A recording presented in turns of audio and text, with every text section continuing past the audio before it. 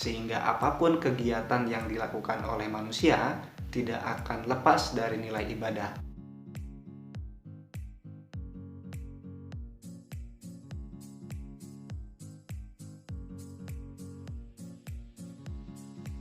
Assalamualaikum warahmatullahi wabarakatuh. Teman-teman, selamat datang di channel Fikih Aliyah. Pada video kali ini kita akan membahas tentang ibadah. Namun sebelumnya silakan teman-teman klik tombol subscribe di bawah untuk mendukung kami dalam memberikan tayangan yang lebih baik. Teman-teman, dalam novel karya Ibnu Tufail disebutkan bahwa ada seorang laki-laki yang hidup sebatang kara. Dia sejak kecil diasuh oleh seekor rusa bernama Hai Ibnu Yaqdhan. Hai Ibnu Yaqdhan ini dengan akal pikirannya dia mampu mengetahui adanya Tuhan semesta alam atau Allah Subhanahu wa Ta'ala. Karena dia sudah mengetahui bahwa alam raya ini mempunyai sang pencipta, yakni Allah Subhanahu wa Ta'ala, dia ingin memberikan rasa terima kasih kepada Allah Subhanahu wa Ta'ala atas nikmat yang sudah diberikan kepada dirinya. Nah, rasa terima kasih ini dibahasakan oleh kita sebagai ibadah. Ibadah secara bahasa berarti at-ta'ah atau ketaatan. Ibadah juga diartikan sebagai al-khudu atau ketundukan. Juga ibadah diartikan sebagai at-tanasuk, sebuah bentuk pengabdian. Maka konsep ibadah dalam Islam merupakan sebuah bentuk ketaatan, ketundukan dan pengabdian dari seorang hamba kepada Allah Subhanahu wa Ta'ala. Dalam pengertian yang sangat luas, ibadah adalah segala sesuatu yang diridhoi oleh Allah Subhanahu wa Ta'ala, baik berbentuk perbuatan ataupun ucapan. Sedangkan para ulama fikih mengartikan ibadah itu adalah perbuatan yang bertujuan untuk mendapatkan keridhaan dari Allah Subhanahu wa Ta'ala. Ibadah kemudian terbagi menjadi dua bentuk. Ada yang disebut ibadah mahdhoh, ada ibadah ghair mahdhoh. Jenis ibadah yang pertama yaitu ibadah mahdhoh adalah ibadah yang khusus. Pengertian khusus ini karena ibadah ini adalah bentuk hubungan antara manusia dengan Allah Subhanahu wa Ta'ala secara langsung, dan praktiknya sudah dicontohkan oleh Rasulullah SAW. Pelaksanaan ibadah ini harus mengikuti yang dicontohkan oleh Rasulullah. Contoh jenis ibadah mahdhoh adalah sholat, zakat, puasa, dan lain-lain. Sedangkan ibadah ghair mahdhoh adalah ibadah umum berbentuk hubungan antara manusia dengan sesama manusia, atau hubungan antara manusia dengan alam yang memiliki nilai ibadah. Ibadah jenis ini tidak ditentukan syarat dan cara pelaksanaannya secara detail oleh Rasulullah.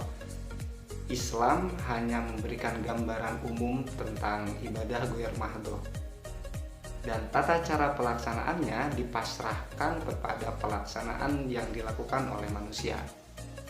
Maka dalam ibadah jenis ghair mahdhoh diperlukan kreasi dan inovasi dari manusia sendiri sebagai pelaku ibadah tersebut.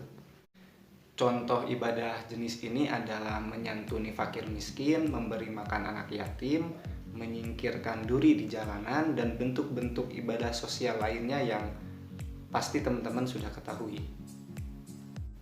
Dari jenis pelaksanaannya, ibadah dibagi menjadi 3 bentuk, yaitu ibadah jasmaniyah ruhaniyah, yaitu ibadah yang melibatkan jasmani dan ruhani secara bersama, seperti pelaksanaan sholat dan pelaksanaan puasa. Yang kedua, ada jenis ibadah ruhaniyah dan maliyah, atau ibadah yang melibatkan unsur ruhani dan unsur harta. Contohnya seperti membayar zakat. Dan terakhir, ada jenis ibadah yang menggabungkan antara jasmaniyah, ruhaniyah, dan maliyah, yakni ibadah yang menggabungkan antara kegiatan jasmani, kegiatan ruhani, juga harta kekayaan. Contoh pelaksanaan ibadah jenis ini adalah ibadah haji. Sedangkan ditinjau dari segi kepentingannya, ibadah menjadi dua. Yang pertama adalah ibadah fardiyah atau yang berhubungan dengan diri pribadi saja seperti sholat, dan ada ibadah yang kepentingannya umum atau ijtimai.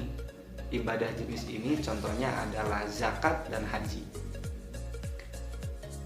Dari segi bentuknya, ibadah terbagi menjadi 5 hal.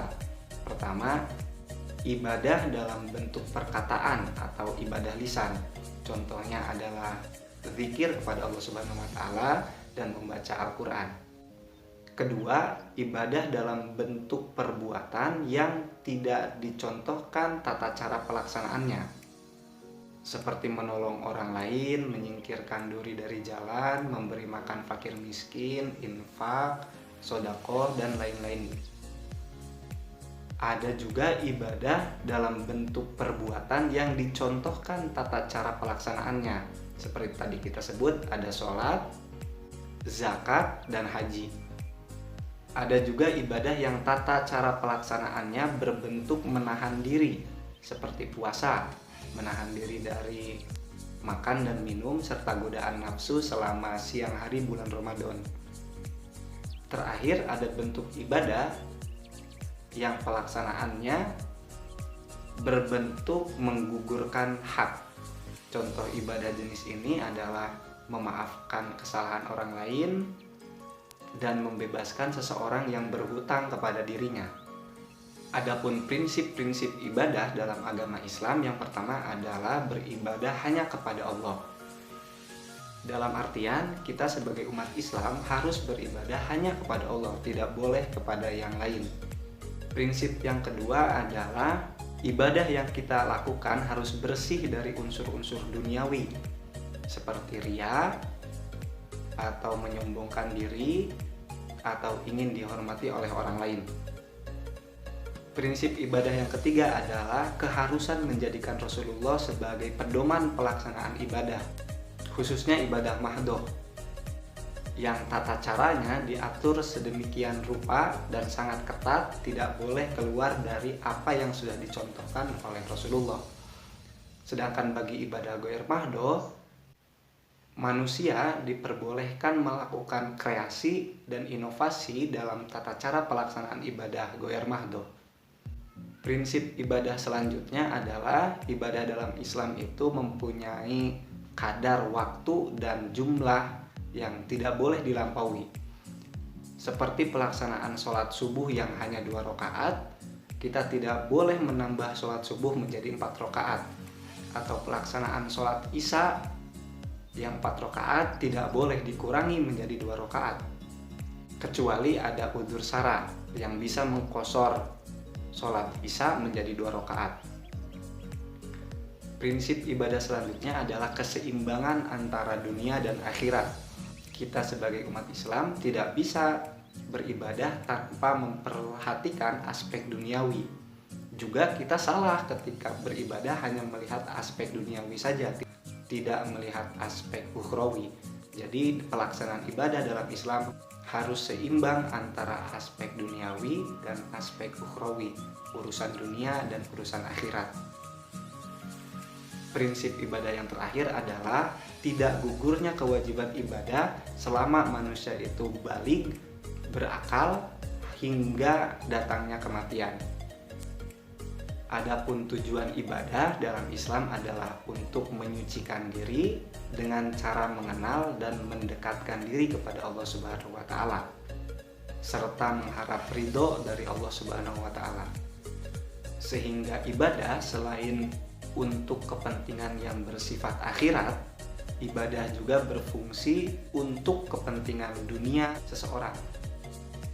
Dan ibadah dalam Islam menjadi titik yang sangat sentral dan sangat penting bagi seluruh aktivitas manusia, sehingga apapun kegiatan yang dilakukan oleh manusia tidak akan lepas dari nilai ibadah. Contoh sederhana seperti mandi yang kita lakukan, jika diniati sebagai ibadah, maka mandi kita akan mendapatkan pahala. Pun demikian dengan proses belajar.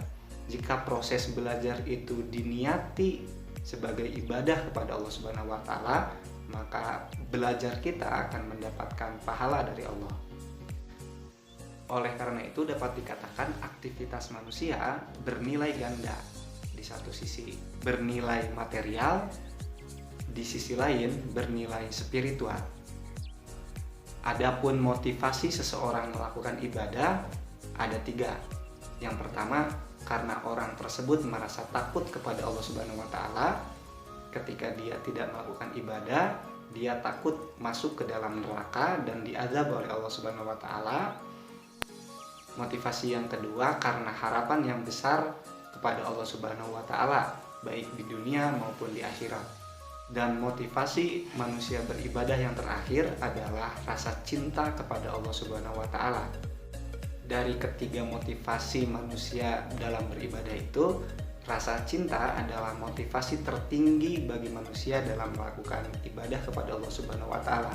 Ketika seseorang sudah mencintai Allah Subhanahu wa Ta'ala, maka dia beribadah bukan lagi karena mengharapkan pahala, bukan lagi karena takut neraka, tapi karena rasa cintanya kepada Allah Subhanahu wa Ta'ala yang telah memberikan dirinya nikmat yang begitu banyak dalam kehidupannya.